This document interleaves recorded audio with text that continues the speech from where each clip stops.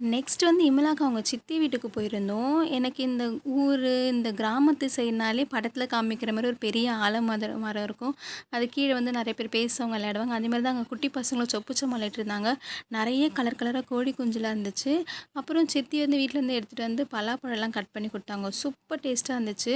அவங்க வந்து சாப்பாடு வாங்கி குடுத்துட்டாங்க. நாங்க டைம் ஆயிடுச்சு, நாங்க போற வழியில சாப்பிட்றோன்னு சொல்லிட்டு வாங்கிட்டு வந்துட்டோம். ரொம்ப சுவாரஸ்யமான விஷயம் என்னன்னா, போம்போது எங்களுக்கு பிளேட் கிடைக்கல. அங்க குட்டி குட்டி கடையில இல்லன்னு சொல்லிட்டாங்க. இது யார் வீட்டு வாழை மரம்னே தெரியல. நாங்க போம்போது பார்த்தோம், போனோம். அப்ப வந்து கல்ல வச்சு தான் அத கிழிச்சாங்க அந்த வாழை இலைய.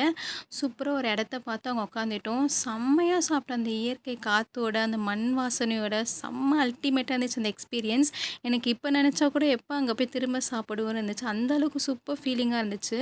நாங்க சாப்பிட்ட ஒரு 10 மினிட்ஸ்லயே செம்ம காத்து, புயல், மழை பயங்கரமா இருந்துச்சு. நீங்க இதே மாரி எக்ஸ்பீரியன்ஸ் பண்ணியிருந்தீங்கன்னா கமெண்ட் பண்ணுங்க. பாய்.